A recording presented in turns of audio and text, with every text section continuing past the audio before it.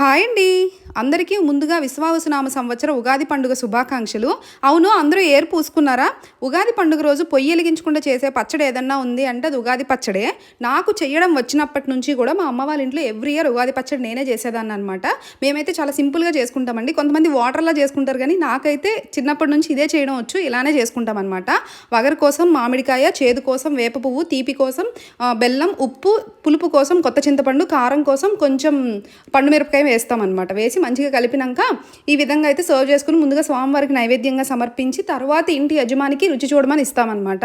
So ఈ పచ్చడిలో first మన నోట్లో వేసుకునేటప్పుడు ఏ టేస్ట్ అయితే మనకు తెలుస్తుందో సంవత్సరం అంతా మనకి అవే అనుభవాలు ఉంటాయి అని చెప్పేసి అని అంటుంటారండి. సో నాకు తీపి అనుభవాలు ఉండాలని చెప్పేసి నేను కొంచెం బెల్లం ఎక్కువ వేసుకున్నాను అనమాట.